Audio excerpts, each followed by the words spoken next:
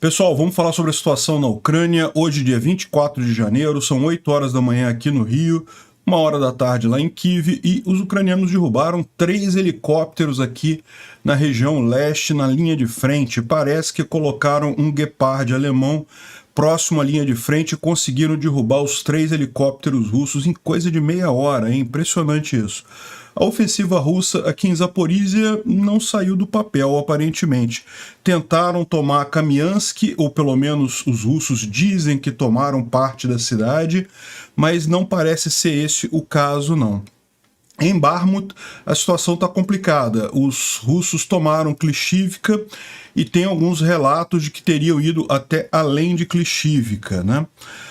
Na linha Svatov-Kremina, os ucranianos atacaram em Kuzemivka e Kremina, avançaram alguma coisa nessas cidades, enquanto um repórter russo resolveu fazer um filminho de propaganda na cidade de Charta-Privilnyanska.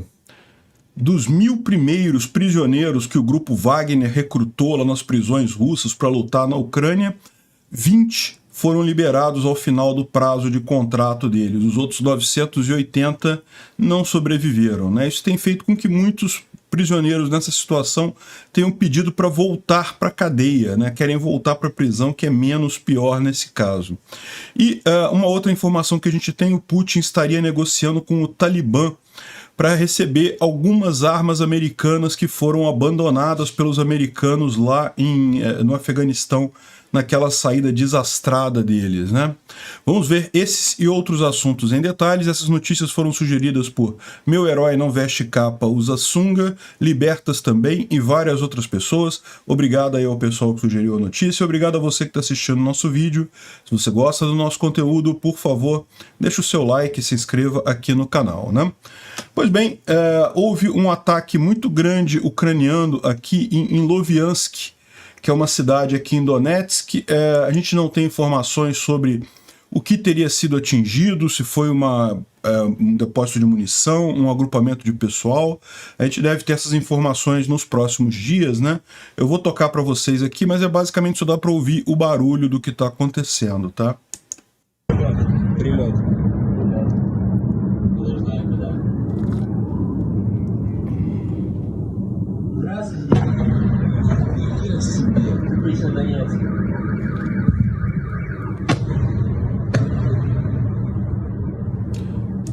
Bom, vai ainda por mais algum tempo aqui, mas deu para entender o tipo de coisa que é um monte de explosões ali na cidade. Não se sabe ainda o que exatamente foi atingido, né? Segundo o War Monitor, que traz informações do próprio exército ucraniano, a artilharia de longo alcance ucraniana destruiu 3 concentrações de forças russas e um depósito logístico hoje. Ou seja, pode ser que seja esse caso lá em Loviansk, que depois a gente vai ficar sabendo mais adiante, né? A grande novidade, e isso é uma coisa realmente muito rara, né? Já aconteceu outras vezes, mas é relativamente raro. Os ucranianos derrubaram 3 helicópteros Ka-52 na região leste. Não falaram exatamente aonde, né? Suspeita-se, o que o pessoal está discutindo aqui, é justamente que os ucranianos pegaram um Gepard, que é aquela defesa antiaérea russa, que tem sido usada mais nas cidades ucranianas para acabar com os drones iranianos, né? Mas que funciona contra qualquer coisa, na verdade, e teriam colocado essa defesa antiaérea na linha de frente justamente em função de ataques aéreos na região, e com isso teriam derrubado os 3 helicópteros em coisa de meia hora. Entre as 0 horas e as 30 minutos do dia 24 de janeiro, hoje, né, teriam sido derrubados esses helicópteros lá na Ucrânia, né? Bom, falando sobre a chamada ofensiva russa ali em Zaporizhia, vocês sabem, Zaporizhia, essa região aqui, os russos iniciaram uma suposta grande ofensiva em direção a Oryhiv, mas não conseguiram grandes avanços. A gente já falou sobre isso, teve muito pouca coisa que de fato eles conseguiram avançar aqui. Basicamente avançaram a chamada No Man's Land, que é justamente aquela parte desfavorável do terreno, que assim nenhum dos dois exércitos domina, né? Então fica aquele vazio no meio, que é justamente a No Man's Land. e avançaram ali, mas alguns bloggers russos estão falando que os russos tomaram Kamiansk, né? Kamiansk é essa cidade aqui, é uma cidade relativamente grande e é muito importante, como eu expliquei para vocês até no vídeo de ontem. A partir daqui é relativamente rápido chegar em Zaporizhia. Zaporizhia é a capital do Oblast de Zaporizhia e está mais ao norte aqui um pouquinho. Então seria realmente algo crítico se os russos tivessem tomado, mas a informação que a gente tem é que não, né? Kamiansk não está tomada pelas forças russas, as colinas ao norte estão controladas pelos ucranianos, que estão sendo bombardeados com muita força no momento, e as forças russas avançaram apenas ligeiramente em direção a No Man's Land, no sul, na parte sul da cidade, mas nem tanto quanto eles estão dizendo, né? Então o que ele se refere aqui? Colinas ao norte da cidade. Se você olhar o mapa aqui da região de Kamiansk, praticamente toda a cidade, aqui toda a parte norte da cidade, fica numa elevação. Então o que ele está dizendo é que os ucranianos estão nessa parte aqui, defendendo a cidade, e os russos só teriam avançado a No Man's Land, né? E qual que é a No Man's Land aqui? É justamente a parte baixa. Os russos também têm a parte alta aqui no sul. E lembra, Lobkov era uma cidade que estava na No Man's Land, ou seja, era uma cidade que nem os russos, nem os ucranianos interessavam, porque os ucranianos estavam aqui em Stepov, né? E Stepov fica no alto, e a outra cidade que os russos estavam aqui, não vou saber o nome dessa cidade, mas Lobkov ficava no meio do caminho, nenhum dos dois interessava, porque como é uma posição mais baixa, não tem como ser defendida direito, né? Os russos tomaram Lobkov e teriam partido aqui, ó, em direção a Kamiansk, mas só andaram na No Man's Land, não chegaram ainda a tomar a cidade propriamente dita, que está bem defendida aqui pelos ucranianos, né? O porta-voz aqui do exército ucraniano está falando que nos dias 20 e 21, os russos tentaram uma ofensiva em Zaporizhia na direção de Mali Shrebak. Aqui, ó, Mali Shrebak é próximo a Stepov, né? Eles tentaram avançar por aqui. E como resultado de conflito com as unidades ucranianas, os invasores perderam mais de 50 pessoas e 9 unidades de equipamento militares também foram destruídos. Ou seja, o que eles estão dizendo é justamente que esse avanço russo ali não foi muito adiante, não, né? E, bom, o comandante do 11º Regimento de Rifles, né, o Khodakovsky, anunciou que a Rússia iniciou uma ofensiva em Vuhledar. Vuhledar, houve ativação na direção de Vuhledar, nossas tropas foram dadas uma ordem estrita de ir para o oeste, e a ordem está sendo executada. Em um número de setores, as defesas inimigas foram suprimidas, e existe uma tentativa de contornar Vuhledar, né? De cercar Vuhledar. A experiência de batalhas prévias está sendo levada em consideração. O comando não vê senso em bater diretamente em ataques frontais. No dia anterior, o inimigo ativou o reconhecimento, tentando pegar uma imagem de nossas preparações, mas as defesas aéreas, as defesas antiaéreas trabalharam de forma efetiva e alguns drones foram derrubados. Isso não quer dizer que eles não esperavam nossa ofensiva, mas parece que houve uma certa confusão entre as tropas ucranianas em Vuhledar, né? Vuhledar é bem mais para cá. Aqui, Vuhledar. Até aqui não tem nenhuma informação efetiva sobre o que teria acontecido aqui. Não há nenhum registro fotográfico, só o cara dizendo que começou essa operação aqui. Para quem não lembra, Vuhledar já foi alvo de muitos ataques russos aqui através de Pavlivka. A gente falou sobre isso aqui, os russos perderam regimentos inteiros e não eram de mobilizados novatos e coisa e tal, era pessoal experiente, de guerrilheiros experientes russos, e todos foram perdidos aqui em Vuhledar, tentando tomar Vuhledar. Agora eles estão com essa tarefa, vamos ver se vão conseguir fazer alguma coisa aqui, né? Por hora só temos a informação mesmo da mensagem de Telegram do cara. E eles falam aqui, olha só, já tentaram tantas vezes pegar Vuhledar que realmente é difícil dizer isso, né? Difícil ver como que eles vão fazer diferente agora para conseguir tomar a cidade, né? E com relação à grafia da cidade, Uledar ou Vuledar é a mesma cidade, tá? Porque tem diferenças de grafia nessas cidades ucranianas de fato, né? Mas tem um V aqui, né? Ou seja, em cirílico tem um V aqui, enfim, mas não quer dizer muita coisa, né? Agora, um ponto importante foi Klishivka, que Klishivka, aparentemente, os ucranianos reconheceram a perda de Klishivka. Aqui a gente está falando já próximo a Bakhmut. Aqui no mapa, Klishivka está aqui, né? Havia ainda muita briga aqui em Klishivka, mas os ucranianos ainda diziam que estavam na cidade, né? Estavam lutando ali, né? Aqui eles corrigiram até esse mapa, né? Se você reparar, essa zona vermelha aqui estava indo além aqui, né? Eles corrigiram um pouco, porque a informação que a gente tem é que os ucranianos ainda estão lutando aqui na parte norte de Klishivka, né?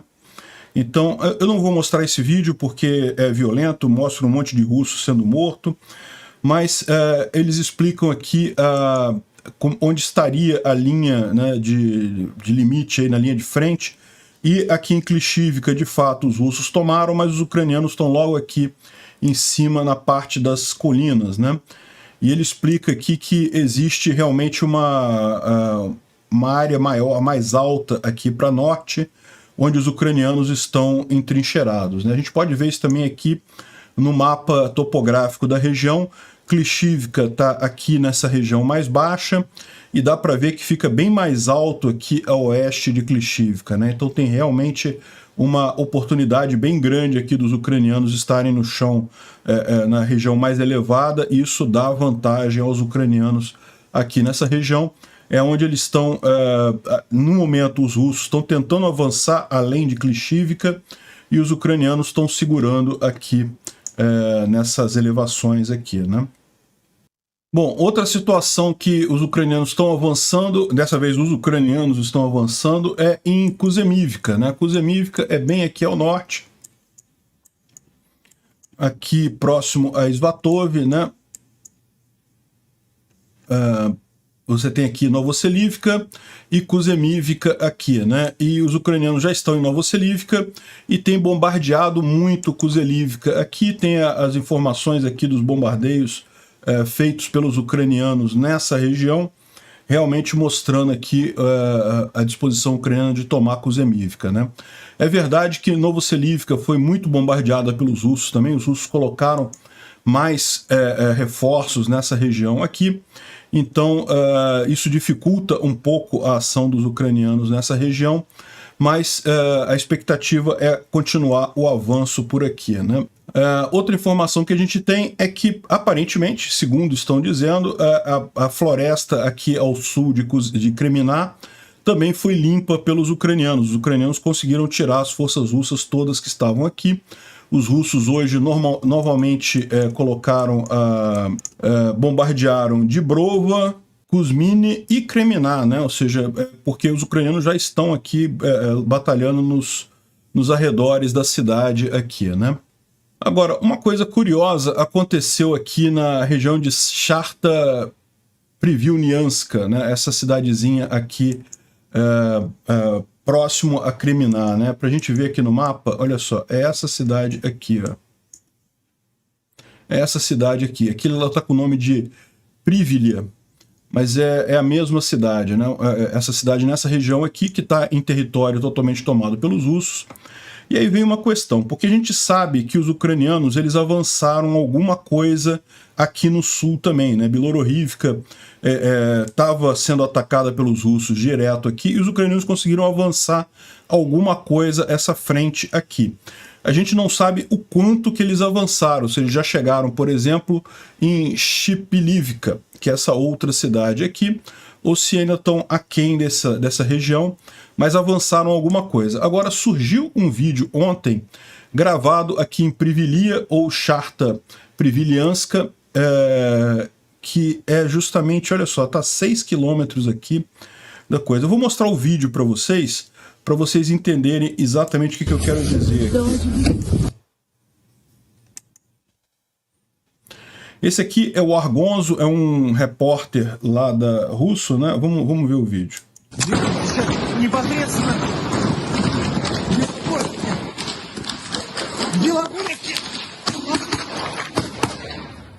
Все, ходим? Ходим. Уходите. Давай.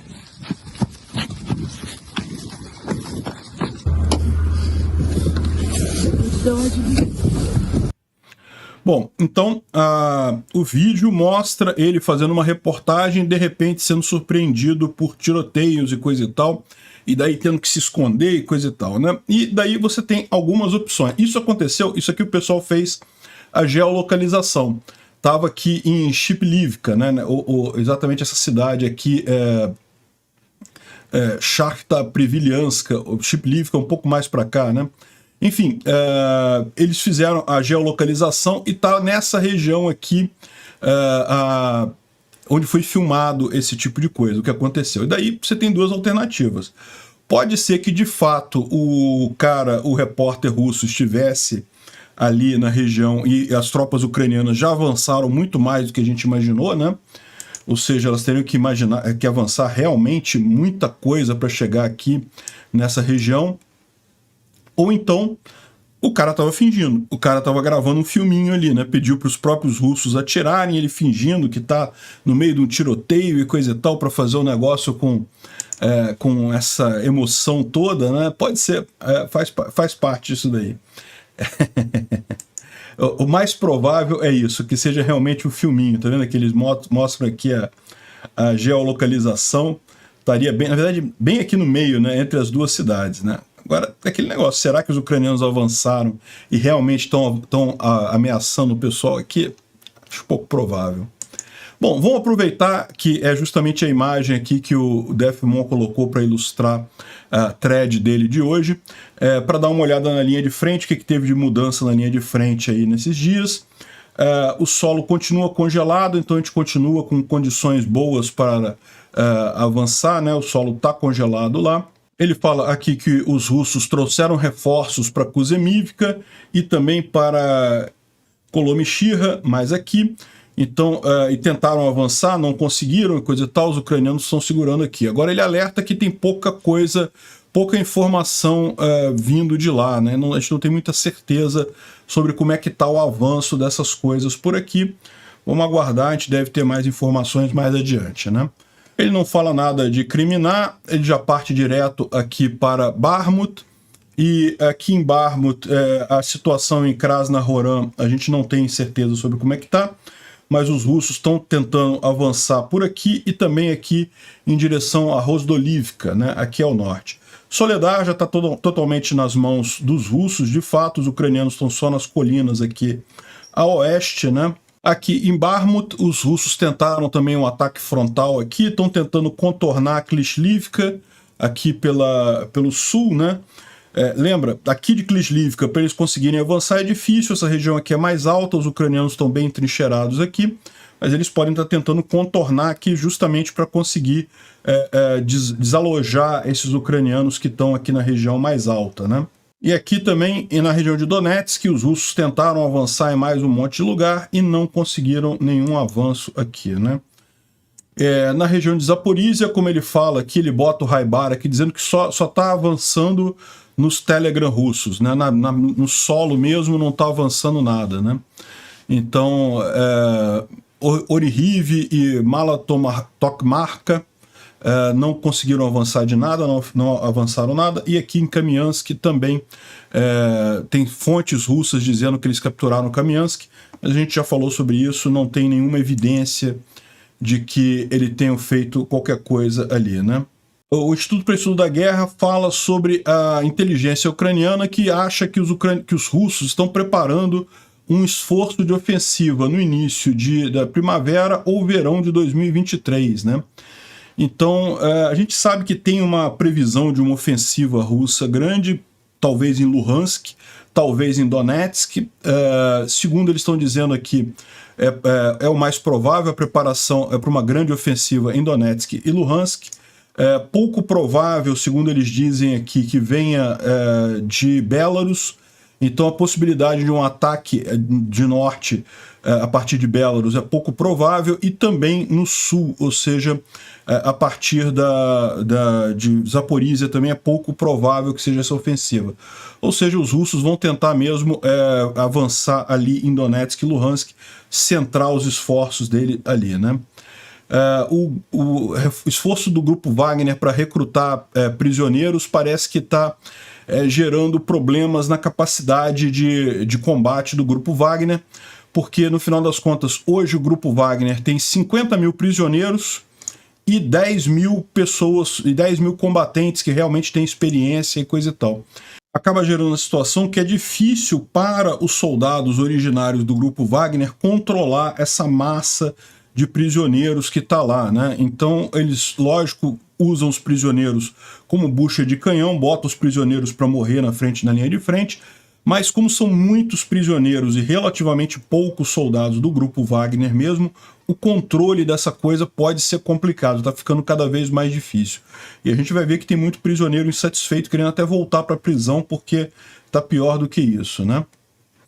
Bom, o Tendar traz aqui uma thread do Volodymyr Dasenko sobre a evolução das táticas russas nas batalhas, né? E ele fala, na verdade, que é curioso, que na verdade é uma volta no tempo, né? Porque os russos tentaram fazer uma blitzkrieg logo no início da guerra, né? A tentativa deles foi tomar Kiev de surpresa, derrubar Kiev no susto, fazendo uma blitzkrieg, falharam, depois recorreram a técnicas da Segunda Grande Guerra para tomar Lysychansk e Severodonetsk, e agora estão usando técnicas da Primeira Grande Guerra em Bakhmut, né? Ou seja, na verdade está voltando no tempo, está involuindo o exército russo em suas técnicas aqui na região, né? Aí ele conta toda a história da primeira fase, que foi a fase do Blitzkrieg, que a gente já sabe disso daqui, a gente falou aqui várias vezes isso, né? Justamente eles tentaram suprimir a defesa aérea ucraniana, e a ideia era tomar Hostomel, botar um monte de tropa ali em Hostomel e dali ir direto para Kiev e tomar os principais prédios administrativos em poucas horas. Esse era o plano do Putin, é isso que ele queria fazer, né? E por que falhou? Falhou em 2 pontos. Primeiro, que os ucranianos não deixaram tomar Hostomel. E você pode ver nos primeiros vídeos que eu falei aqui dessa guerra, lá no dia 25, 26, a gente falou, caramba, os ucranianos seguraram Hostomel, Hostomel está disputado, não está ainda na mão dos russos. Isso foi uma derrota para os russos, que foi o que impediu o Putin de ganhar essa guerra. A verdade é essa. Se eles tivessem conseguido tomar Hostomel, muito provavelmente teriam conseguido o objetivo de acabar com a guerra em 3 dias, né? Só que os ucranianos não deixaram. E também o grande comboio que veio de norte, que era trazendo suprimentos, os ucranianos também fritaram o comboio inteiro. O comboio nunca chegou a Kiev, nunca voltou também.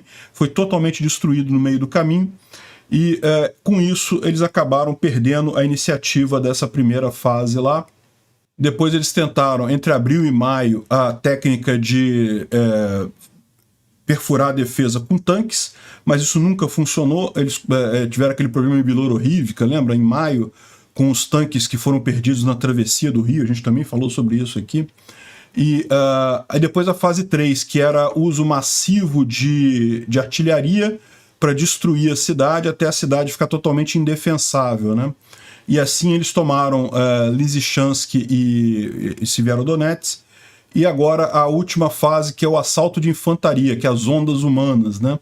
Que ele mudou para táticas da Primeira Grande Guerra, um monte de infantaria e artilharia, e é como os russos estão tentando tomar Bakhmut. Não é possível que tomem, mas a um custo enorme e sem perspectiva de reproduzir isso por muito tempo, porque mesmo que eles consigam tomar Bakhmut, eles não têm nem soldados suficientes para sacrificar, para tomar todas as cidades ali da região do Donbás, né? E, bom, uma outra coisa que o pessoal comenta aqui é justamente a questão dos tanques russos, né? Como é que será que está isso? Os russos ainda têm muitos tanques. A gente sabe que eles têm muitos tanques antigos, né? Da época soviética tem muita coisa, mas os tanques mais modernos, eles estão com um problema realmente, né? Estão mostrando aqui que a indústria de tanques russas está tendo dificuldade de produzir os tanques mais modernos. Eles acabam voltando para tanques mais antigos justamente por conta de não terem componentes para produzir os tanques mais modernos, né? Aqui, ó. Ele está falando aqui sobre tanques T-80 BVM, que seriam tanques relativamente modernos e coisa e tal, mas se você olhar a parte ótica do tanque, não é a configuração correta, é uma bem mais antiga, né? Então, ou seja, eles estão tendo que recorrer a coisas mais antigas porque não conseguem equipamentos para atualizar os tanques deles, né? o que está resultando, portanto, numa série de tanques híbridos, em que eles têm algumas coisas mais modernas, mas outras coisas antigas, e não tem muito como fazer diferente, né? Bom, os russos estão espalhando uma fake news, aí, isso é a coisa mais normal do mundo, dizendo que a Ucrânia está fazendo uma mobilização de mulheres, né, uma mobilização em massa de mulheres. E isso é falso. Existem muitas mulheres no exército ucraniano, né, várias delas são contratadas e coisa e tal, muitas são voluntárias, mas não existe mobilização em massa de mulheres lá na Ucrânia. A Ucrânia está fazendo mobilização de homens, isso sim. Ela continua fazendo continuamente mobilização, está chamando cada vez mais gente, e ainda pode chamar mais muita gente ainda lá na Ucrânia, né? A Ucrânia é um país muito grande, tem muita população. Enfim, mobilização de mulheres, isso é propaganda russa falsa, tá? Agora, saiu essa notícia aqui sobre dos primeiros 1000 prisioneiros do Wagner, né? Prisioneiros são aqueles convictos que estão cumprindo pena. E você lembra qual foi o acordo que o grupo Wagner fez com eles, né? Eles ficariam num contrato de 6 meses, e no final desse contrato de 6 meses eles teriam um perdão da pena deles, né? Além de receber o valor por servir lá, eles teriam um perdão da pena, né? Só que dos 1000 primeiros que tiveram na primeira onda de recrutamento, só 20 retornaram, ou seja, o resto todo mundo morreu lá em campo, né? Eu não sei se o pagamento nesse caso vai para a família, como é que é o acordo do Wagner com esse pessoal, mas o fato é que agora o Wagner está tendo até dificuldade de recrutar, ele está indo para a terceira onda de recrutamento em prisões e está tendo dificuldade de recrutar justamente porque você começa a ter um problema, né? O pessoal começa a perceber a roubada que é isso daí. E parece que tem uma organização de direitos humanos que está sendo contactada por alguns desses prisioneiros que estão lá na linha de frente, o pessoal pedindo que eles querem voltar para a prisão, eles não querem ficar na guerra, não querem voltar para a prisão, esquece esse troço de ganhar dinheiro para lutar na guerra, porque eles viram que, né, eles estão sendo usados como bucha de canhão, vão morrer todos lá. A chance de sobreviver é mínima, né? 20 de 1000, ou seja, 2% de taxa de sobrevivência. É bem arriscado, né? Bom, o general SVR está trazendo umas informações aqui também. Mais uma vez, a gente tem que tomar cuidado com essas informações daqui, mas ele tem umas sacadas muito bacanas. Isso daqui parece fazer sentido, né? O que a gente falou ontem do plano de paz também, eu não descartaria totalmente, não. Faz algum sentido. Se é verdade ou não, a gente não sabe, mas faz algum sentido aquilo.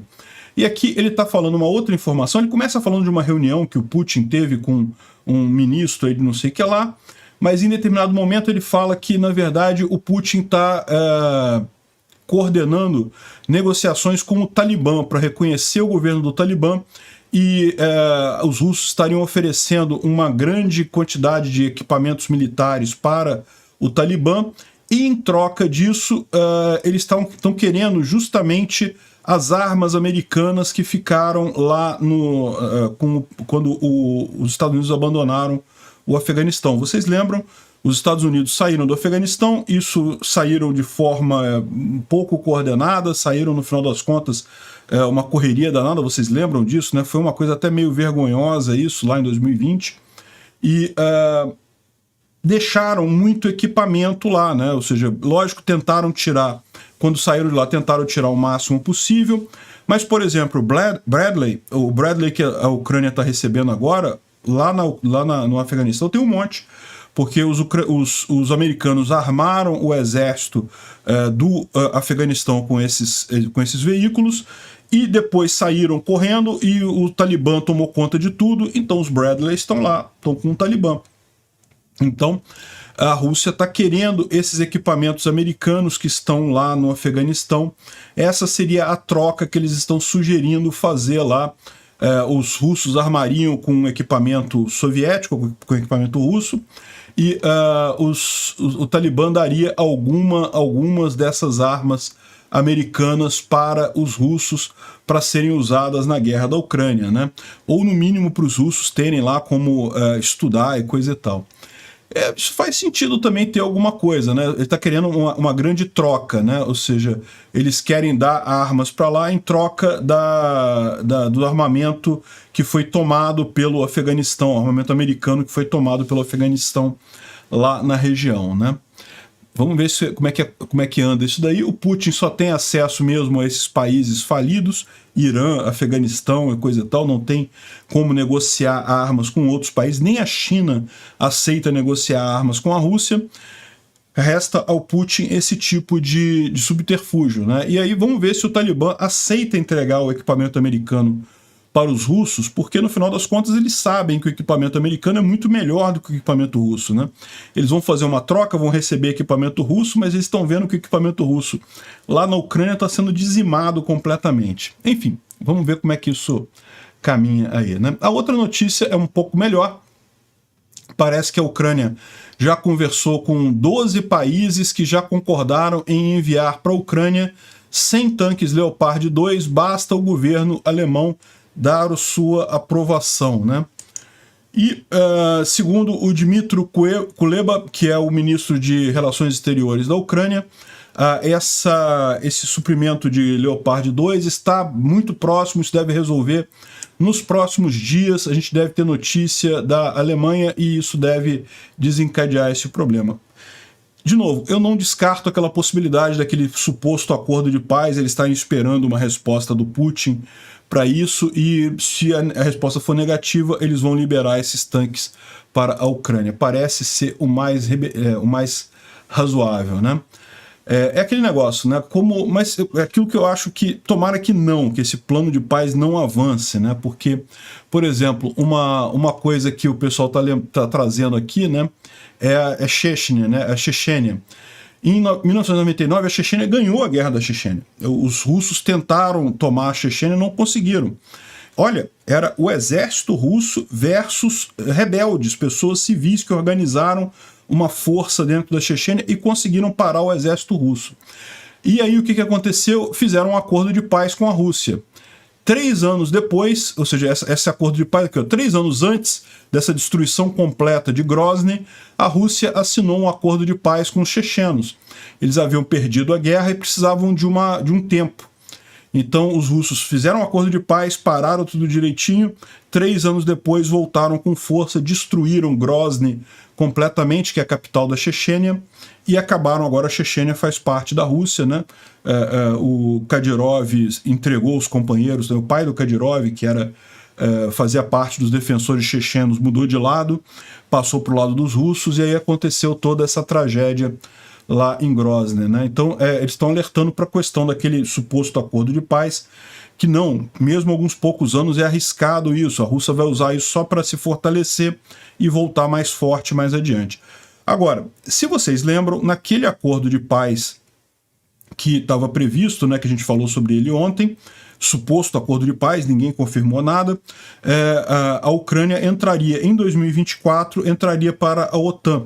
Então, ou seja, seria um pouco mais complicado do que isso daí, né? Ou seja, a Rússia não teria esse... se ela quiser atacar de novo depois, seria bem mais complicado para ela, né? Enfim, de qualquer forma, é um risco. Eu acho que congelar o conflito é um risco de qualquer forma. Lembra?